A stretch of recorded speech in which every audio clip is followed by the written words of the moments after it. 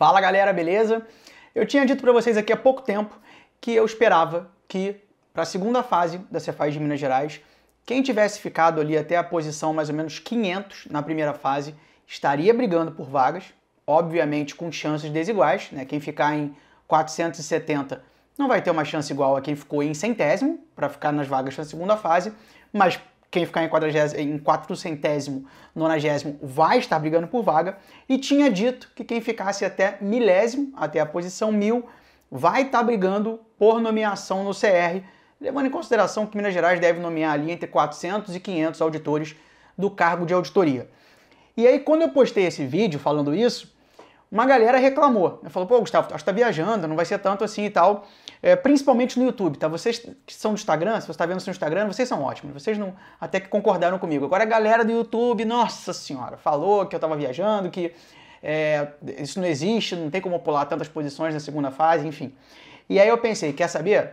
Eu vou mostrar casos práticos no próximo vídeo, pra galera ver que existe uma dança das cadeiras bem forte na hora da prova discursiva, tá? Então, deixa eu compartilhar com vocês aqui, ó, o que rolou no concurso do Distrito Federal, tá? Que acabou de rolar, né? Não acabou, não foi agorinha, mas foi há pouco tempo. Foi um concurso também com 2 fases, sendo que a fase discursiva demorou uma eternidade, porque o concurso foi suspenso, então quem estava estudando para discursiva teve mais de um ano para estudar para essa fase discursiva, para a segunda fase, e esse concurso ocorreu num contexto de poucos concursos no mesmo período. Então, assim, diferentemente do que ocorre em Minas Gerais, quem fez a segunda fase do DF não perdeu Receita Federal, que é o maior concurso da área fiscal. A prova não foi no mesmo dia, por exemplo. Minas Gerais, quem fizer a segunda fase não vai fazer Receita Federal, muito provavelmente não vai poder fazer o ISS Rio de Janeiro e corre risco de estar perdendo também a Cefaz Mato Grosso. Então, assim, eu já considero que a desistência para a segunda fase do DF foi menor por causa disso. O cara não tinha que ficar pensando nos outros concursos. Em termos de pontuação, de peso da discursiva na pontuação final, em Minas Gerais você tem que a discursiva vale 31% e no DF ela valia 33%. Então muito próximo. O DF valia um pouquinho mais, beleza, mas foi pouca coisa. Se a gente pensar nos contextos aí do DF, não tendo tanto concurso no mesmo período, eu acho que no mínimo a gente anula essa diferença. Na verdade eu acho que a diferença é até muito maior. Mas vamos colocar assim, sendo pessimista, que são provas correlatas para a gente comparar. E o DF, galera, foi o primeiro concurso que eu pensei, tá? Não fique você achando que eu fui procurar um concurso onde teve uma dança de cadeiras muito grande por causa da discursiva, não. Foi o primeiro que eu pensei, DF teve discursiva, vou pegar lá a classificação só com objetiva e depois o que rolou na classificação final com a discursiva. Vamos lá, deixa eu ver aqui que vocês estão conseguindo ver, beleza? Vocês estão vendo aqui esse PDF que eu montei? E você tem o nome aqui do candidato, tá? Por exemplo, o primeiro aqui é a Luísa Ferraz Torres de Luna, foi a primeira colocada do DF. Em vermelho, você tem a colocação final dela, contando objetiva e discursiva.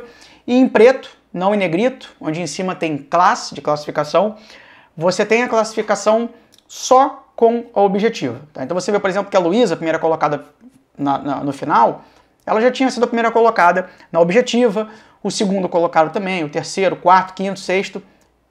Não, mentira, viajei. O primeiro e o segundo, né? Só mantiveram a posição da objetiva para discursiva. Já estava viajando aqui.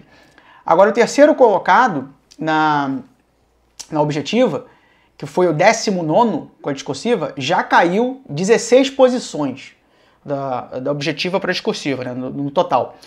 E vejam vocês o seguinte, só 209 candidatos não foram eliminados, somando discursiva e objetiva.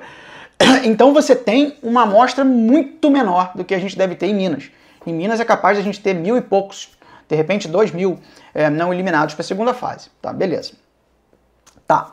Aí eu coloquei aqui uma marcação em amarelo, tá? Nos que tiveram uma mudança de posição considerável da primeira para a segunda fase, tá?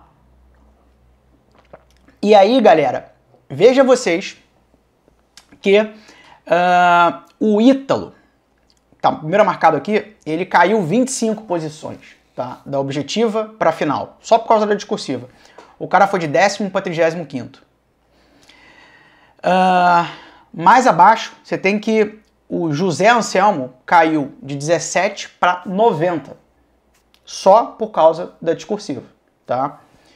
Pouco mais abaixo, o Cláudio caiu de 21 para 123. Desce mais um pouco, caiu de 27 para 149, perdeu 121 posições. E aí vamos descendo. Mais um caso aqui, que a pessoa caiu de 44 para 172. Ou seja, você pode subir ou você pode cair com a discursiva. Veja bem que, como a discursiva vai ter um peso importante na segunda fase aí, né, de Minas Gerais. Continuando aqui, a galera que perdeu posição, infelizmente, tu tem que o 52 foi para 180 por causa da discursiva. E aí você tem o caso da galera que subiu absurdo por causa da discursiva. Você vê que o 23º, o cara era 64.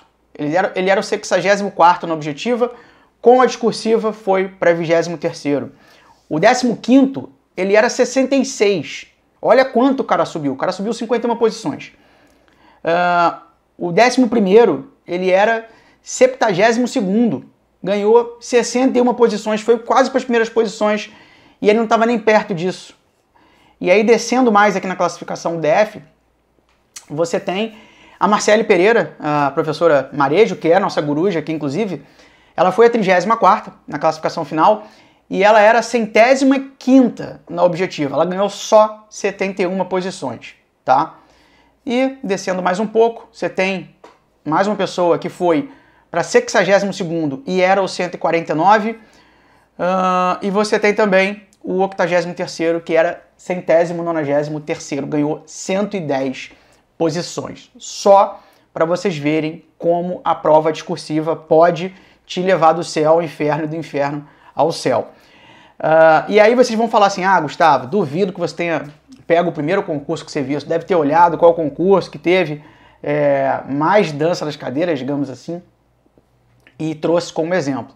Falei para vocês que foi o primeiro que eu peguei e trouxe aqui, né? Sendo que o DF nem tinha uma discursiva com tanto peso, tá? 33% nem é tanto peso assim, tá? Minas Gerais, com 31%, nem tem uma discursiva com tanto peso comparado com algumas outras provas. Aí eu falei, vou pegar um outro concurso de alguém que eu conheço que tenha rolado alguma diferenciação grande da pontuação, da colocação na objetiva para pontuação final, e vou pegar um outlier aqui, alguém que tenha mudado muito de posição, e vou trazer. E aí vejam vocês, eu fui atrás do TRF4, que rolou há pouco tempo, foi divulgado há pouco tempo o resultado, o cargo de analista judiciário. E aí grifei o caso aqui, ó. Acho que vocês estão conseguindo ver, não, embaixo vocês não estão conseguindo, pera aí. Deixa eu ver se eu consigo fazer vocês visualizarem isso aqui.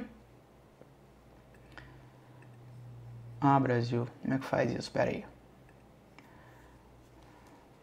Beleza, acho que agora vocês estão vendo. Então, tá. Se liga só. Felipe Lucas Silva Bastos Martins de Oliveira, tá? Se você conhece ele aí, o cara mandou na discursiva. Nessa prova aqui vale o adendo de que a discursiva valia 40% da pontuação final. Um pouco mais do que em Minas Gerais. Mas, um caso importante. Primeiro, você não tem uma desistência tão grande entre a primeira e a segunda fase aqui, tá?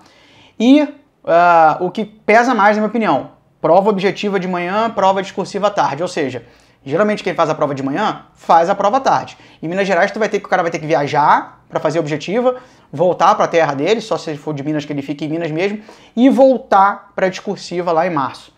Então a desistência de Minas é infinitamente superior do que isso aqui.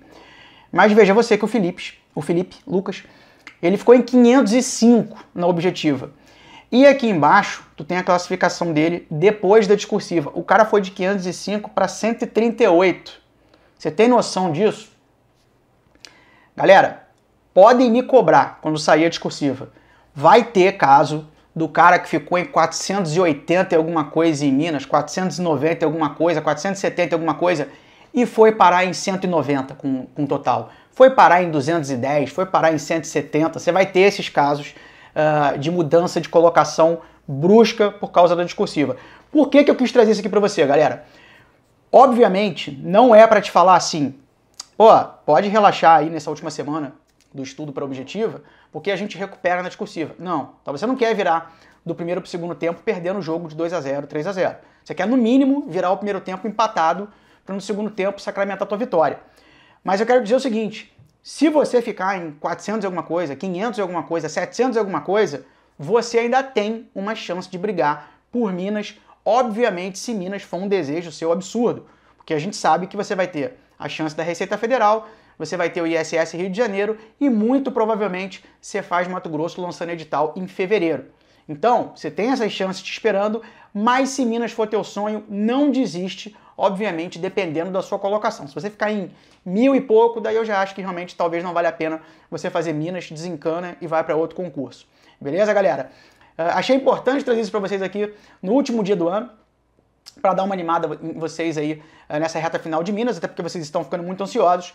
E aproveito para desejar para vocês aí um 2023 de muito sucesso, que vocês conquistem os objetivos de vocês e que vocês tenham disciplina e raça para fazer o que é preciso para conquistar esse objetivo, porque principalmente uma aprovação em concurso público, meus amigos, ela não cai do céu. Você precisa conquistar essa aprovação e que 2023 traga para você esses atributos aí para você conquistar a sua vaga. Beleza, galera? Nos falamos muito em 2023.